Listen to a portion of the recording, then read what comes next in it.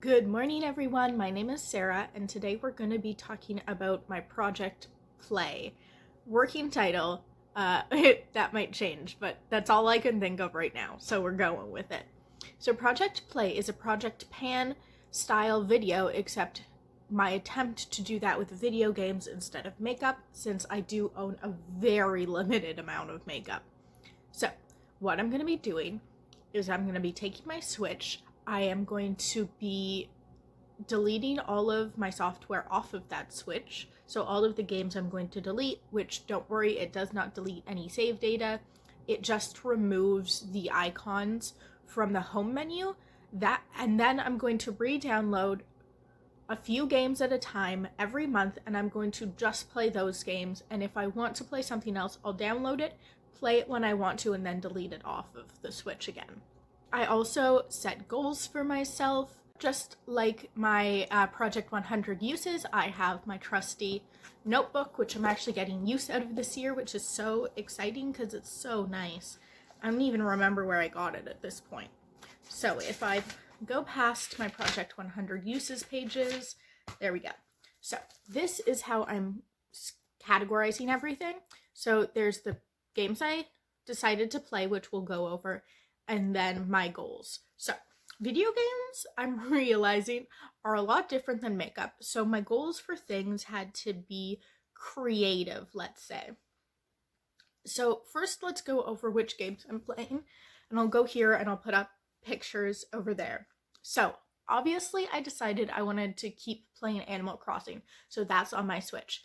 And Animal Crossing is, well, I'm sure most of you know it, but if you don't, Animal Crossing is a Nintendo game. You play as a villager who brings animals, anthropomorphic animals, onto their island.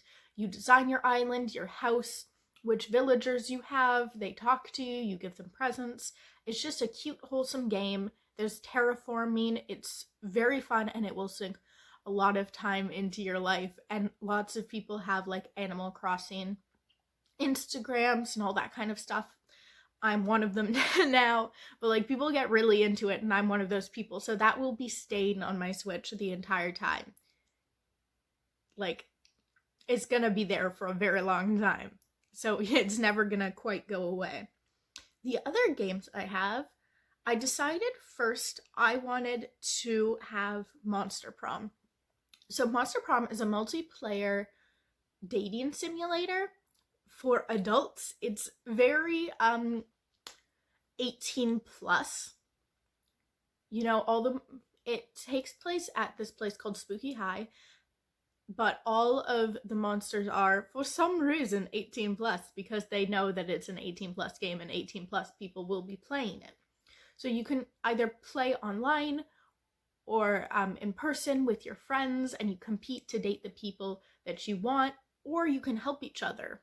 And it can also be played solo, which is how I play most of the time because, quarantine. And also, nobody wants to play with me that lives in my house. So, there's that.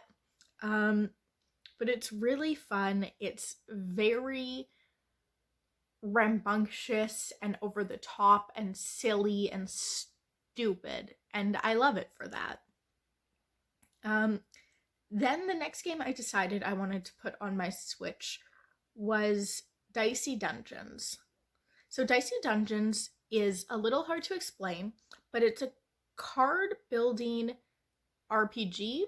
You play as different dice in a dungeon, and each set of dice has a different set of mechanics that they play with, but the basic mechanics are you make a hand of cards. Each card has different sizes, and you have a set amount of slots.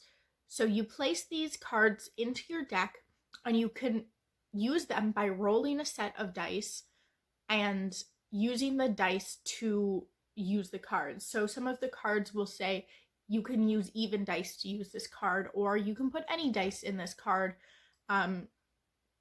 things like that. So I'll have pictures up on the screen of some of my gameplay, some of my ridiculous moments. I really, really fell in love with this game very early. a lot of these games I know because I've watched other people play it, but sometimes watching people play it is different than playing it yourself. And I fell in love with this game truly two um two plays in, um when my character turned into a bear, Dice, and I played as a bear for the rest of the game. And at that moment, I was like, mwah, chef's kiss, beautiful, fantastic. I'm never putting this game down. So I knew that because that is my newest game, I really wanted to have that in my project.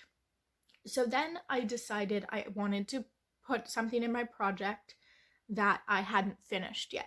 So I decided on this game called Rain City, which I was, I'd say halfway through, maybe a bit more than halfway. So I was quite close to finishing it, but I kept putting it off and putting it off. So I thought a game like that would be really perfect for this project. It's a point and click adventure.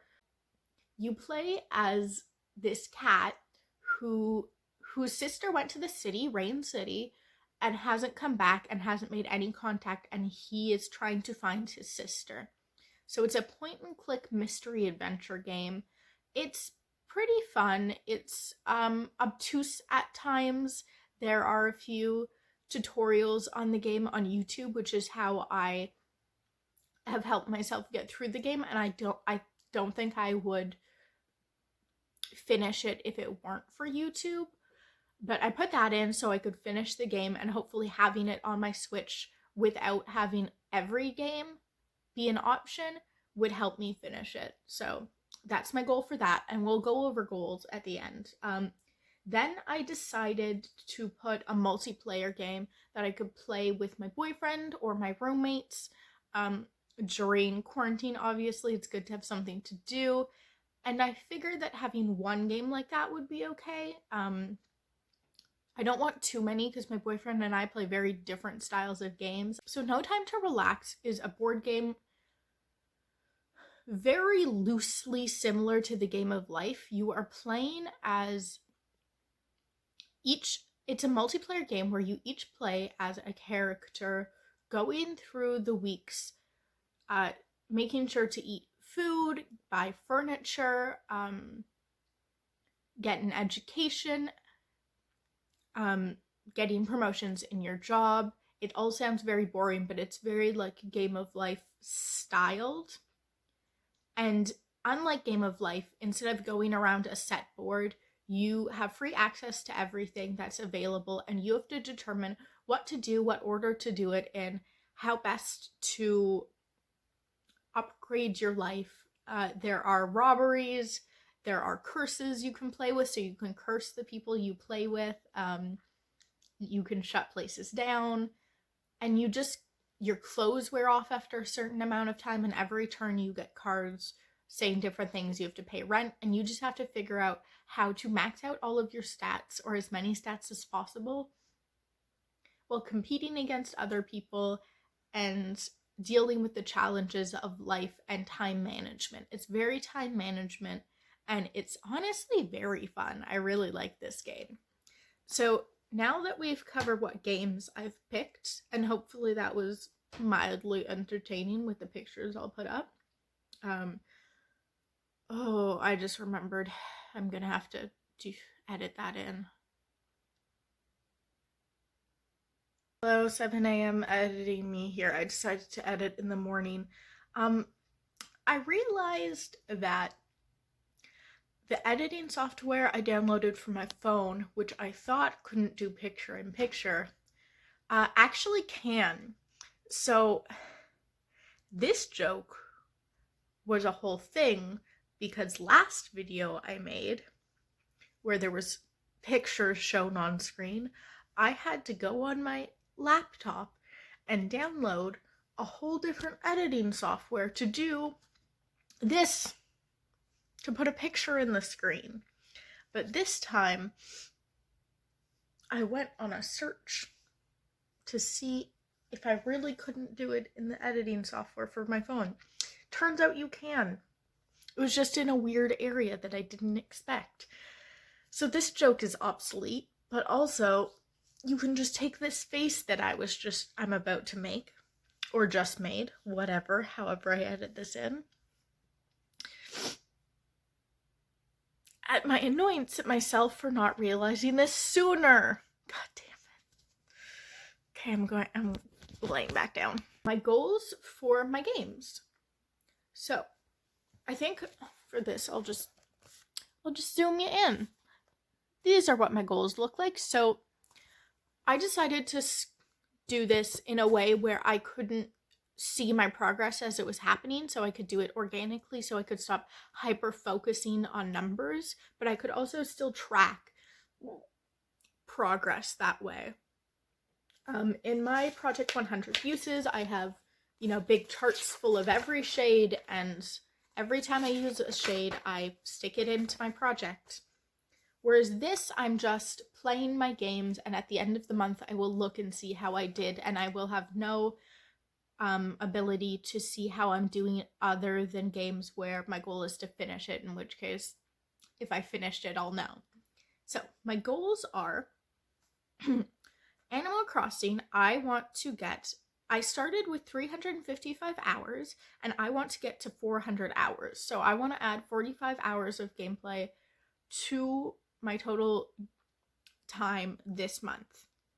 Dicey Dungeons, I have 5 hours. I want to get to 10, so I want to add 5 hours. And you'll notice that all of these are in increments of 5, and that is because the Switch only allows you to, it tracks your time, but only between, it goes 1 hour, 2, 3, 4, and 5, and it will track those hours individually, but once you reach 5, it will just tell you 5 or plus, which means between 5 hours and below 10 hours, and then 10 to below 15, 15 to below 20, so on and such forth. So you're only really able to see these in increments of 5 hours. So if I don't think I can play a game for more than 5 hours, I do have to track it in a different way. Then we get Monster Prom, which I played for 10 hours. I want to play for 15, so I want to add another increment. Then we have No Time to Relax, which I said that I can't convince my boyfriend to play with me all the time, so I set a number goal on this, 3 times with me this month. And the last game, Rain City, is a game I just want to finish. I want to have it done. I want to, not have to think about it. I'm ready to be done with the game. So those are all of my goals, and that's that. I hope you guys enjoyed. I hope whatever I put in here was entertaining while I read things off. Maybe I'll put some gameplay videos up in there so you can just watch me play some games, something like that. I'll find something entertaining, and hopefully I don't hate editing this video as much as I did the last one, so I actually finish editing it. Anyway, have a good day, guys. I will see you next week. Bye!